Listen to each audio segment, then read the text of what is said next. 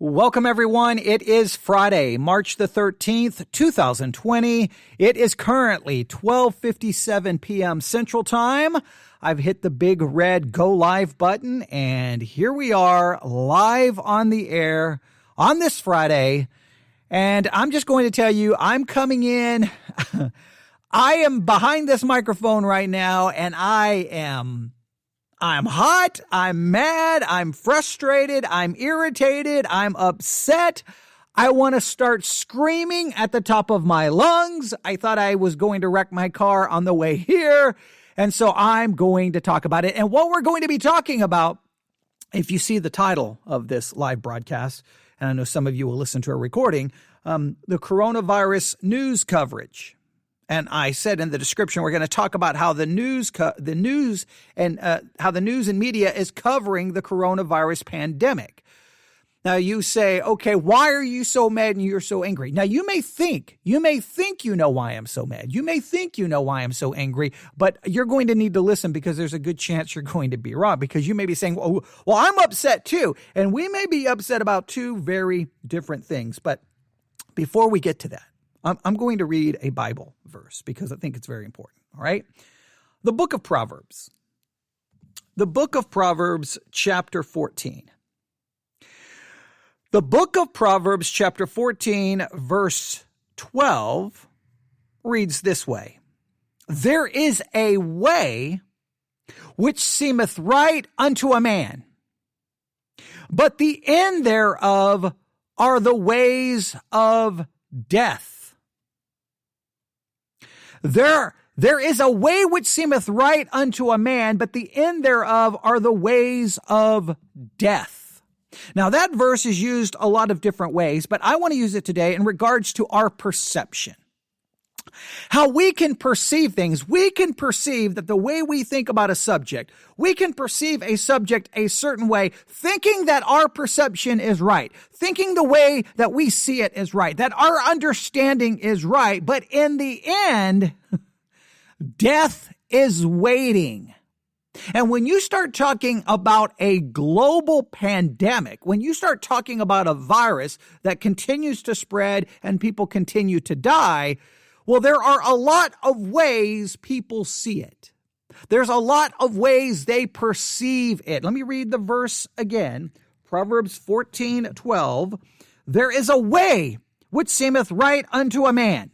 There is a way that people, there's a way they see, there's a way that they perceive, there's a way they think. And when it comes to the coronavirus, when it comes to this pandemic, there is a way that a lot of people think. There's a way they perceive everything.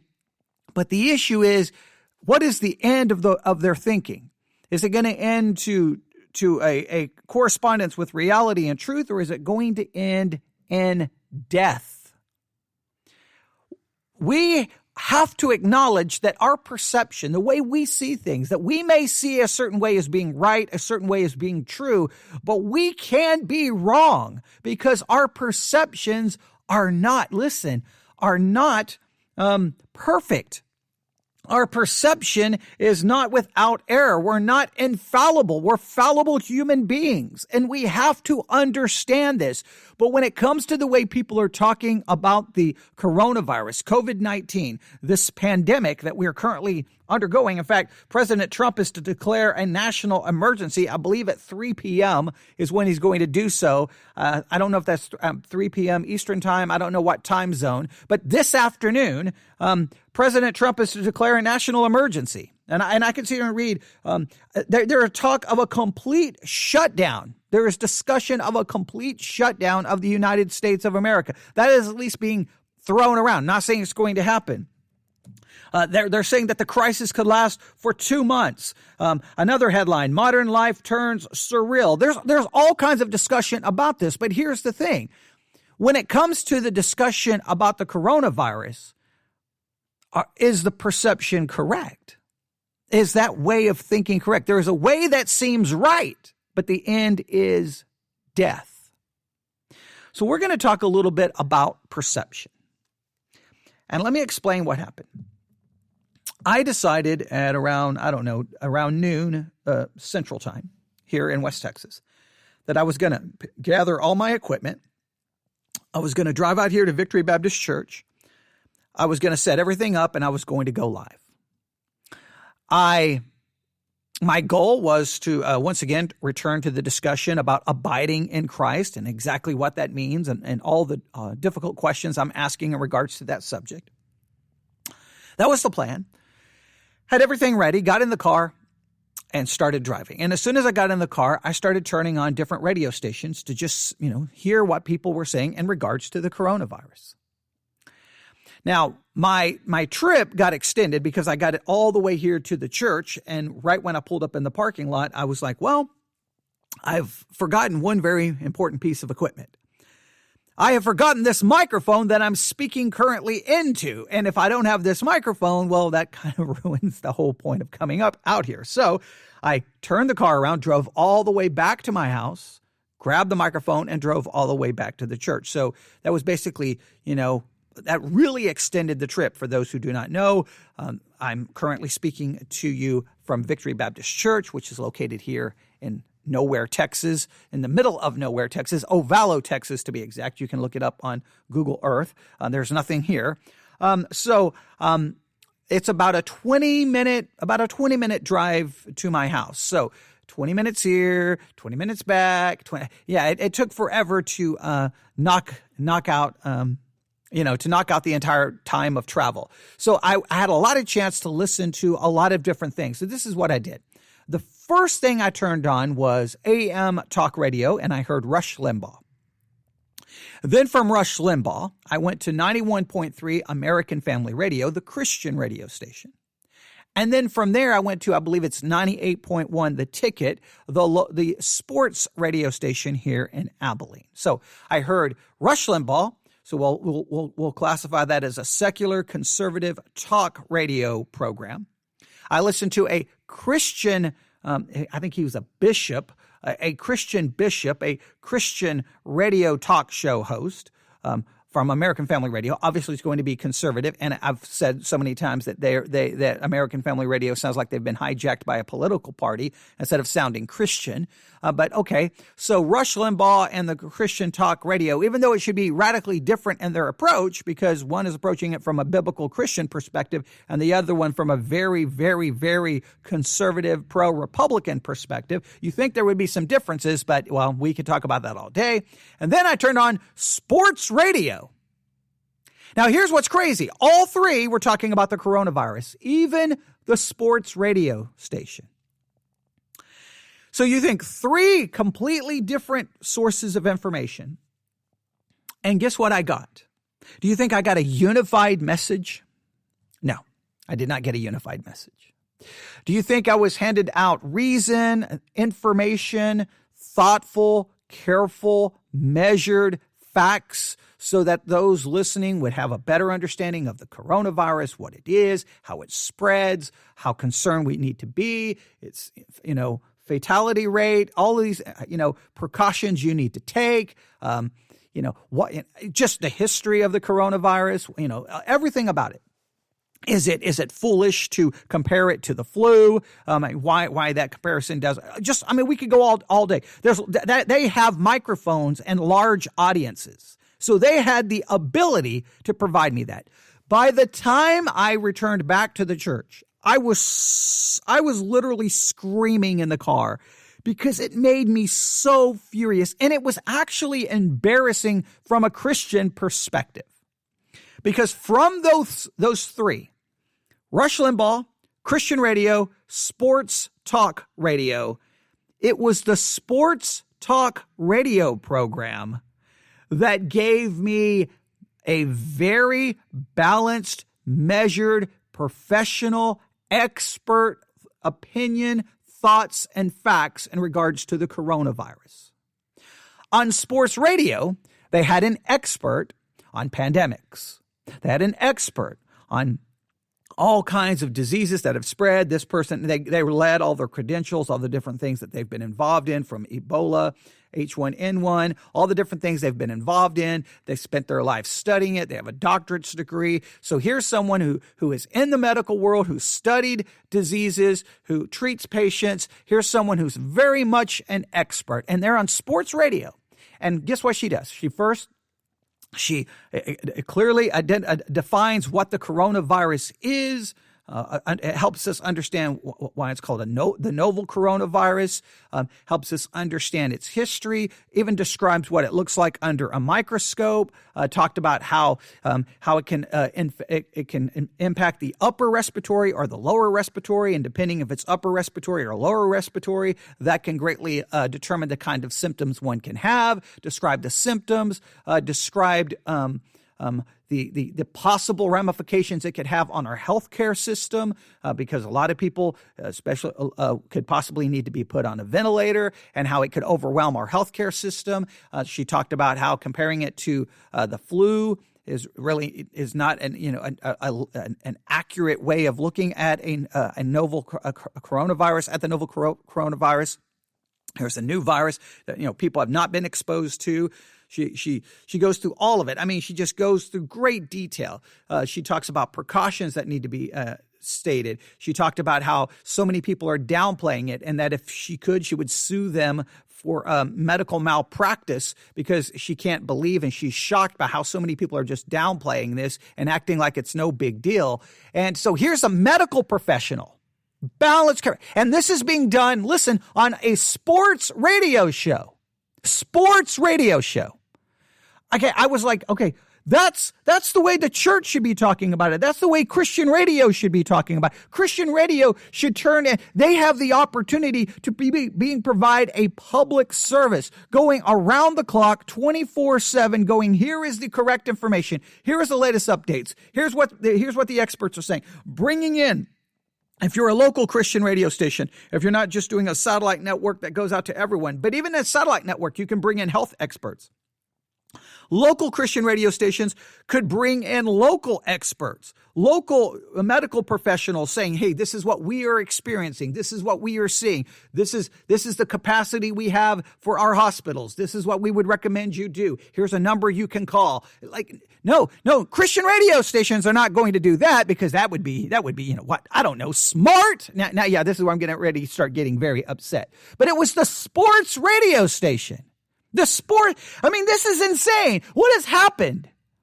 Now I've got to turn to sports radio. If I want accurate, correct, thoughtful medical information, I have to turn on sports radio. That's what I have to turn on to, because the supposed news talk radio station was Rush Limbaugh. And Rush Limbaugh was, basically, more worried about how this is going to negatively impact Trump, and how this is an attack upon Trump, and how everyone's being mean to Trump, and everybody's mean to Trump, and everybody's mean to Trump, and everybody's mean to Trump, and worry about Trump, and what are we going to do for Trump? And he's like, okay, so he's more concerned about President Trump. He basically was mocking the idea that all these sports leagues have shut everything down. He's basically that's crazy. He was somehow celebrating that Apple is willing to take a stand, because in June, when Apple has their developers conference, they're not going to cancel it. I don't know how this has anything to do with sports teams canceling their seasons. It was a very illogical comparison, because what Apple is doing is they're not canceling their conference. They're just not going to have anyone there. They're going to do it via, online video. So I don't know how that.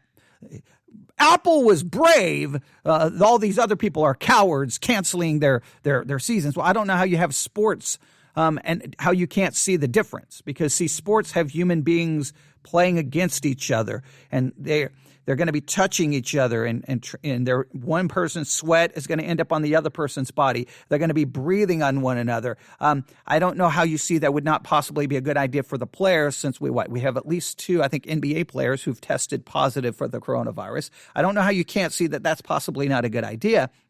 And that's even if you ban all the fans from attending the events.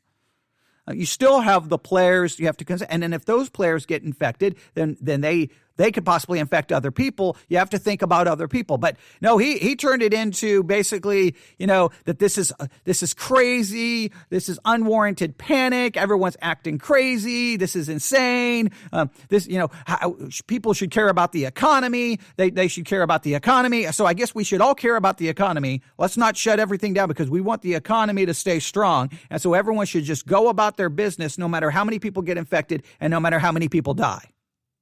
Because his idea, of course, and he went the same thing. Well, the flu kills more people. Okay, well, can we let the novel coronavirus run its course before we determine how many people are going to ultimately be dead before we start comparing it to something that happens every single year? This is a novel coronavirus. New. It's something new. So can we just wait? Yeah. So, all right. Take a breath. So that was Trump. That was Trump. Yeah. The pro-Trump Rush Limbaugh. It was the Rush Limbaugh approach. Now, to be fair, I'm going to try to be fair. I did not listen, obviously, to his entire show, but that entire segment was just basically, this is crazy. This is overblown. Everyone's panicking for nothing. Just, basically acting like everyone's crazy and almost coming across in a mocking tone. So then I turned on Christian radio. Now, at the Christian radio, it was a program just starting. All right, so they had a news break, the top of the hour news break. That was at 12 o'clock, I believe. What I heard that, or whatever time it was. I believe it was 12. They did their top of the hour news break. Now, in that news break, I don't even think they started with coronavirus news, which was interesting. Isn't that interesting? So they didn't even start with coronavirus. The biggest news story right now, and they didn't even, I believe, start with the coronavirus news. That's just, we got the president of the United States about to declare a national emergency. I don't even think they mentioned it. I don't even think they mentioned that was coming. I don't think they even mentioned the press conference coming up, which is just crazy. I mean, okay, but all right. Hey, do it your way. And so then they start the program, and I don't remember the person's name. He's some bishop. He's an ex-Marine. Their little, intro, really hyped him up as being, really important. And then he starts off by, once again, basically saying, this is all political. They're trying to destroy Trump, The panic is overblown. Flu kills more people, blah, blah, blah. I mean, all the same talking points. And again, did not do anything to give us actual facts. Now, here's the thing. What was missing from Limbaugh and the Christian radio station? They didn't bring in a medical expert. They They offered no quotes from medical experts. They kept throwing out statistics on the Christian radio station. They tried to argue that the fatality rate for the coronavirus is, I can't remember what percentage they gave, much lower than the percentage that I have heard medical professionals state. They were an infection rate they were given was much lower than what I have seen even from experts in the White House. So. I don't know where they were getting the statistics. Please note the Christian radio station, when they offered statistics, they did not give us a source. They did not state a source, didn't even tell where it's coming from. They just threw out statistics to basically say, hey, don't worry, it's not that big a deal. And if you do die, you'll probably be in your 80s. You'll probably be in your 80s. So if you're young, you don't really need to worry about it. Okay, well, the medical professional on the sports radio station, he asked her about this kind of mentality, and she was like, well, first of all, it's foolish. But she said, number one, you could be younger. Yeah, you may get it. Maybe you're not going to die. But guess what? You can then infect other people. So it was a doctor on a sports radio station saying maybe you should care about other people. But on Christian radio, no thought about maybe we should care about other people. What you think the Christian perspective is, love your neighbor, think of others. But no, that's not even articulated on a Christian radio station. I have to listen to a secular radio station to get more about, hey, care for your fellow man. And completely, why? This is what happens when Christian radio is hijacked by political ideology. They stop sounding Christian. They sound like they're a political hack on the payroll of a president or a political party. That's not the way it should be. You can expect that from Rush Limbaugh. I shouldn't expect it on Christian radio. Thoughtful information that is factual. But guess what? Guess what the Christian and Rush Limbaugh has in common? There's a way that seems right in their eyes. In their eyes, this is all overblown. This is all hype being used for political reasons to go after Trump. And hey, it's not as big a deal as everyone's acting like. This panic is overblown. basically downplaying it. Now, yes, they would both say, well, we should be concerned, but then they would say, you should be concerned, but you should be concerned, but you should be concerned, but anytime they would even hint at being concerned, they would throw in the but, basically canceling it out to act like this is all overblown. And unless you're 80 or above, you really don't need to worry about it. Yeah, you don't need to worry about it, but then you get it and then you infect how many other people? But hey, who cares if other people get it, right? You don't really have to care about other people. It was so telling to hear the different approaches to it. I cannot, and I've even seen this in a number of places on the internet where you have pastors, basically almost mocking the concern that people have. They either mock it or they want to act like, they have a lack of faith. If you really had faith, you would trust in God. If you really had faith, and it's like, so you either got to condemn people who are concerned, worried, maybe there are some who are taking it a little too far, obviously. But I want to make sure we understand this is a global pandemic. With the novel coronavirus, which is a new virus that people have not been exposed to. A vaccine for this, it will take at least a year, at least minimum. That's most medical timetables are saying that. The President of the United States of America is about to declare a national emergency. There's talks of a complete shutdown. Now, I want you to I don't know what that would entail if that was to occur, but this is why some people are buying a lot of supplies that everyone's mocking. Well, why are you buying toilet paper? What if there's a shutdown and people can't get to a store? I don't know. They're going to need toilet paper. Crisis could last 2 months. 2 months is what some people are saying. That is a long time if that is to occur. I have seen estimates of millions of people being infected with the coronavirus. I have seen estimates of somewhere between 500 to 1 million people could die, possibly even here in the United States of America, or that possibly could be a global number. I've seen it reported 2 different ways. And again, you can go look all of this up. You can search it. I would challenge you, please. I don't care who the preacher is. If the preacher, your favorite preacher, your favorite pastor, your favorite Christian podcaster, if they are on the internet downplaying the entire situation or mocking it or making light of it, do me a favor. Don't listen to them. You may want to listen to their theology, but they're not medical experts, and neither am I a medical expert. Listen to the people who have spent their lives studying pandemics. Listen to the World Health Organization. Listen to the CDC. Listen to the health professionals. Realize that this is not just about you.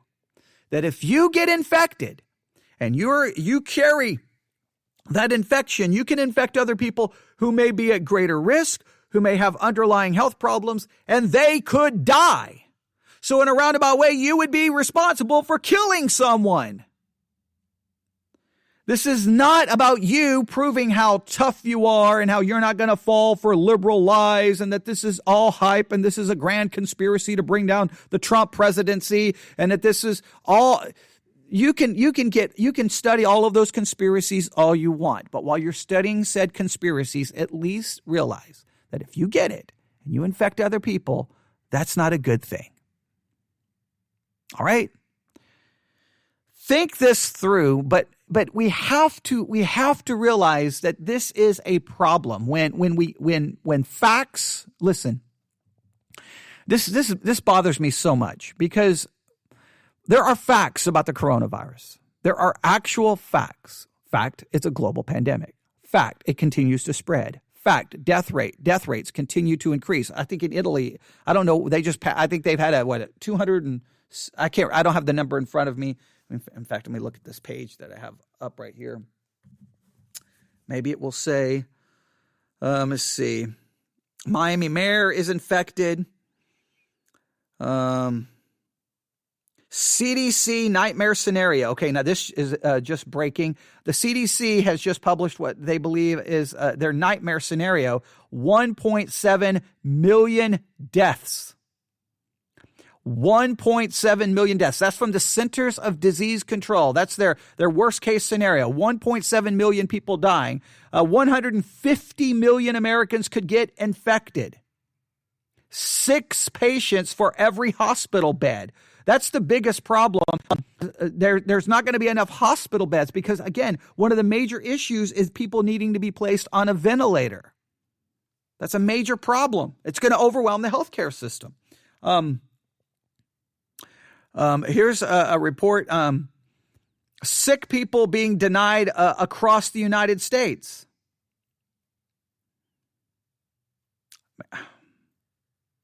I could just sit here and read. Los Angeles is to close schools. National Guard is being activated. I don't know where they're being activated at. Let me look here. This is from the Military Times. National Guard activated to combat coronavirus spread in 6 states. More to follow. So the National Guard's being activated. We have a declaration of an emergency declaration coming from the president. Possibly 1 million people could die, 150 million infected. I mean, you just start looking up those numbers. And Italy, there was a big increase in the numbers of deaths in Italy. So you just have to see what is going on. Now, I want to make this very clear. I think this is what. And I can't remember. I read this somewhere, so I would like to give credit to the person who said it, but I don't remember where I saw it. There has to be a balanced approach to this, right? You have panic. Now, panic doesn't do anyone good, and it doesn't. And when I say don't panic, and I do agree with the people that panic is not helpful. Now, a lot of people may say there's no reason to panic, and you got to make sure you're very clear in how you state that. There is reason for grave concern.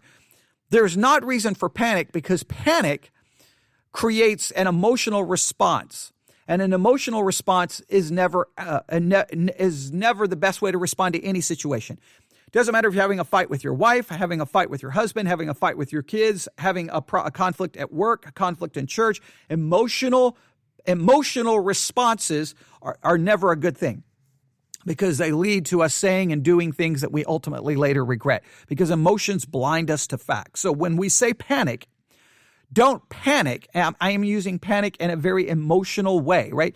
Do not respond to the coronavirus situation with emotion, all right? So set panic aside. However, so you can't, I'm all against panic, but on the other side, there's another, so that's one extreme. One extreme is blind emotional panic. And I don't know how many people are really involved in blind emotional panic. I think people saying that everyone is panicking, I think that's a straw man. I think that's a characterization. It's not accurate. I think there are people who are concerned.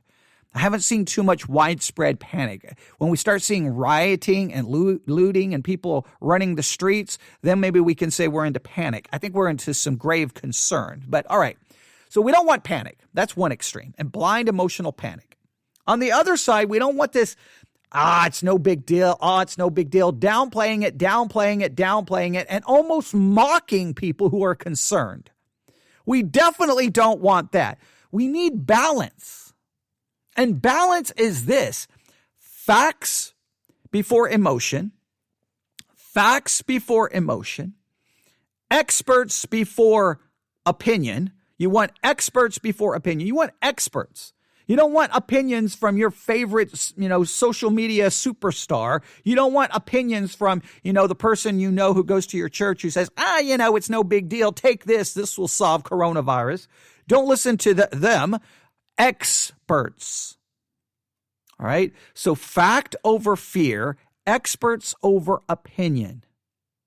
I think that's a good way to try to balance this out. And then just take precautions, necessary precautions. And again, not only to protect yourself, but to protect others. Now, there are a number of churches. Grace Community Church, John MacArthur's church, is canceling all services. They are doing so, from my understanding, because the governor there in California said you can't have gatherings over 250 people. Obviously, Grace Community has far more than that, so they're going to live stream their services. Joel Osteen, they're canceling their services. As far as I know, they will live stream. So I think many churches will be moving to a live streaming concept, which is the good use of technology.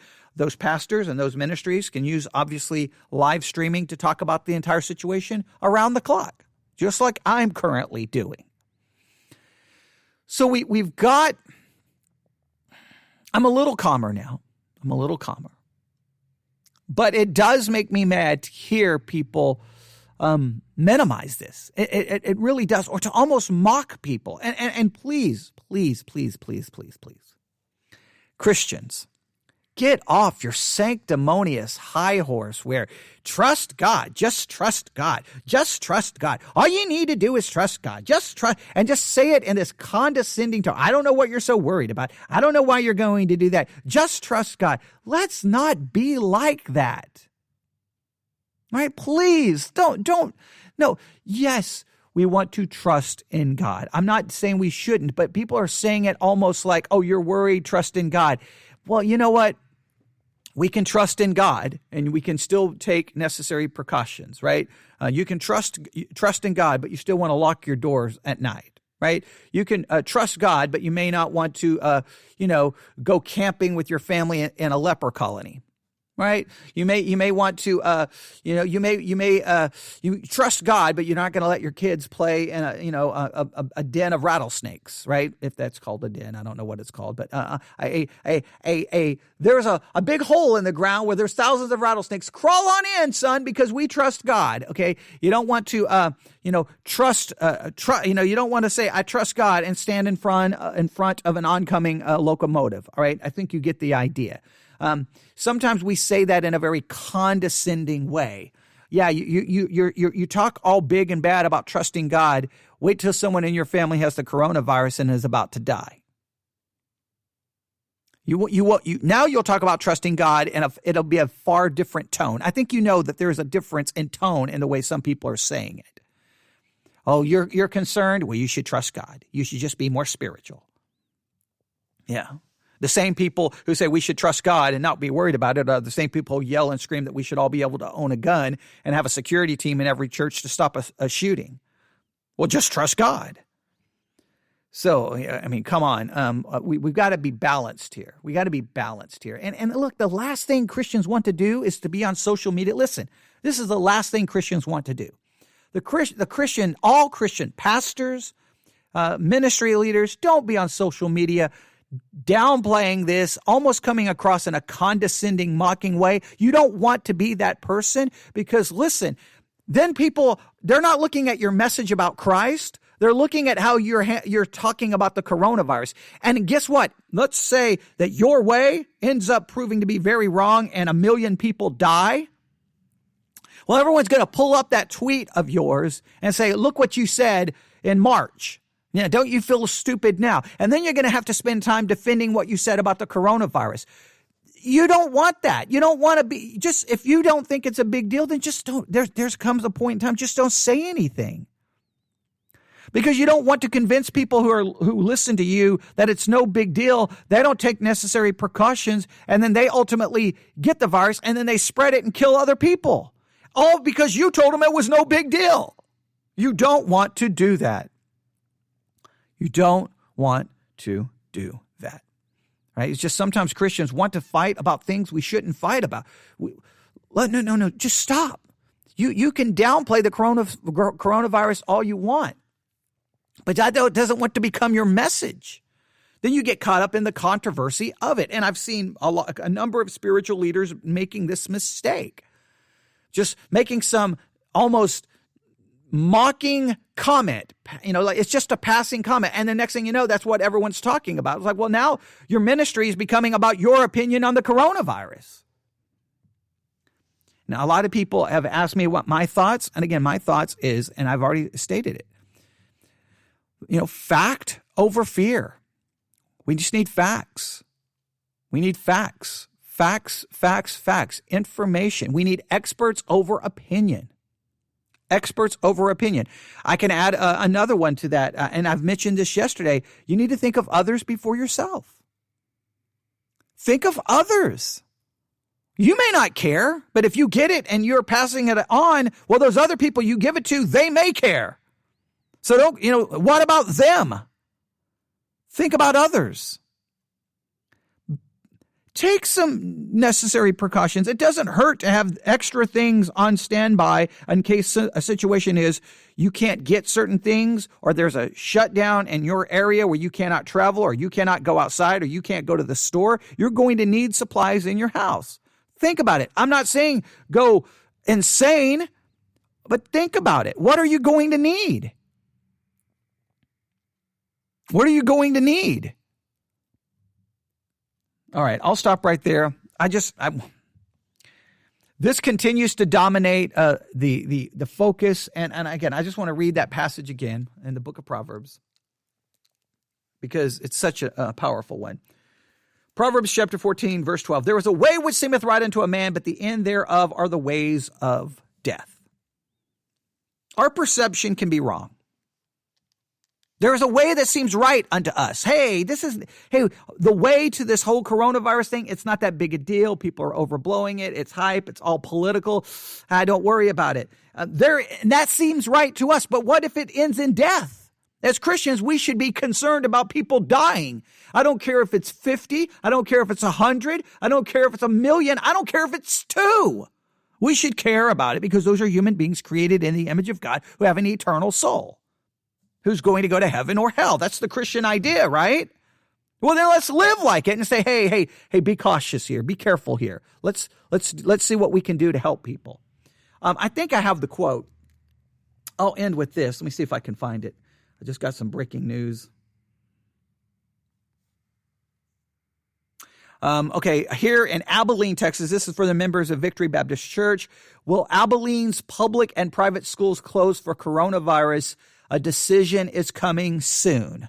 So for those in Abilene, Texas, and wherever you live, you may want to, if your kids go to a public school, you may want to be checking on what's going on. Let me see if I can find the quote. I posted it earlier this morning. Let me see if I can find it real quick. Yes, here it is. This comes from an excerpt from a letter from Martin Luther to Dr. Johann Hess.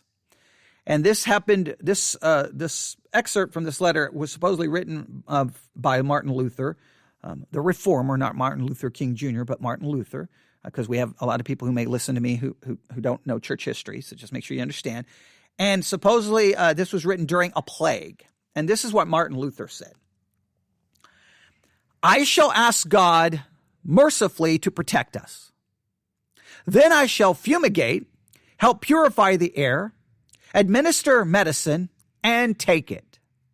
I shall avoid places and persons where my presence is not needed in order not to become contaminated and thus perchance inflict and pollute others and so cause their death as a result of my negligence. Let me read that again. Now, there's a lot more here, but I want you to really let these words impact you because this is Luther in the 1500s speaking at a time of a plague. I shall ask God mercifully to protect us. We can all pray. Christians can begin to pray, asking God to protect us, to bring an end to this spread of the coronavirus, and to heal those who are sick. We can all pray. Churches can pray. Pray. We can pray and fast. We can do that instead of being online mocking people. Then I shall fumigate, help purify the air, administer medicine, and take it. You can do what you can to help. You can take medicine if it is provided to try to stop the spread of it. So you can do your part. This is important. I shall avoid places and persons where my presence is not needed in order not to become contaminated and thus perchance inflict and pollute others and so cause their death as a result of my negligence. You can take the necessary steps not to infect other people. You can take the necessary steps so that by your negligence, other people don't die. Even if you don't care about other people. Now Luther continues, if God would wish to take me, he will surely find me, and I have done what he has expected of me, and so I am not responsible for either my own death or the death of others. In other words, what Luther is saying is, I'm not going to do something dumb to lead to my death. I'm not going to do something that makes me, in a sense, responsible for my own death for being foolish. And I don't want to be responsible for the death of any other people. If my neighbor needs me, however, I shall not avoid place or person, but will go freely as stated above. So if there is a neighbor who's in need, he will do anything he can to help that person. See, this is such a God-fearing faith because it is neither brash nor foolhardy and does not tempt God.